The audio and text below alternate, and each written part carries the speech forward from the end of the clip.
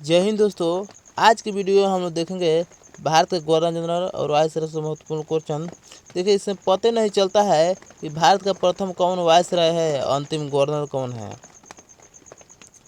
सबसे पहले अंग्रेज बंगाल में शासन करते थे, तो सबसे पहले बंगाल का गवर्नर पद नियुक्त किया गया। उसके बाद गवर्नर को हटाकर गवर्नर जनरल जोड़ दिया। गवर्नर से गवर्नर जनरल बन गया सबसे पहले बंगाल का गवर्नर, उसके बाद बंगाल का गवर्नर जनरल पद जोड़ दिया।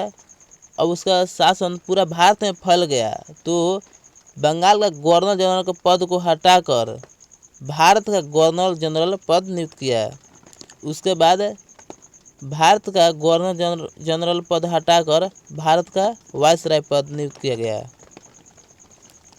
सबसे पहले बंगाल का गवर्नर, उसके बाद बंगाल का गवर्नर जनरल, उसके बाद भारत का गवर्नर जनरल, उसके बाद भारत का वायसराय।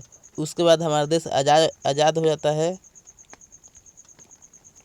देखिए, सी राजगोपालाचारी जी हैं, एक विक्रम नाम का अंग्रेज है। इसको कमेंट करते हैं कि काहे विक्रम काहे भारत छोड़ के जा रहे हैं। देखिए, का से कलायु, हे से हेस्टिंग्स, बी से विलियम बेंटिंग, क से कैनिंग, म से माउंटबेटन। देखिए, बंगाल का प्रथम गवर्नर ये कलायु था तथा बंगाल का अंतिम गवर्नर ये हेस्टिंग्स था।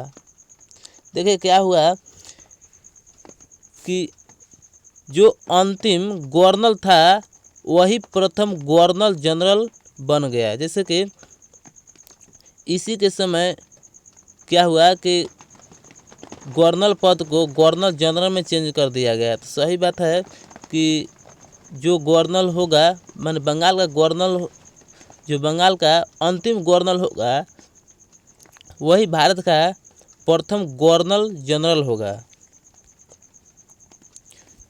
देखिए, तो बंगाल का प्रथम गवर्नर रॉबर्ट क्लाइव था तथा यही अंतिम गवर्नर हेस्टिंग्स था।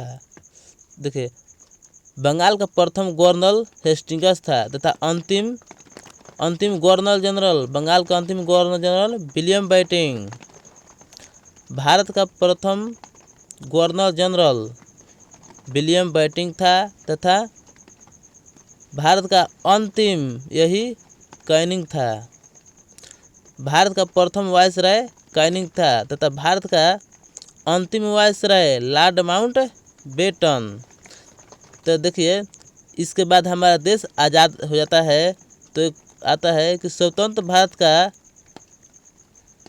गवर्नर जनरल तो यही लॉर्ड माउंटबेटन। एक क्वेश्चन आता है कि स्वतंत्र भारत के भारतीय गवर्नर जनरल, तो यही हमारे सी राजगोपालाचारी जी हैं।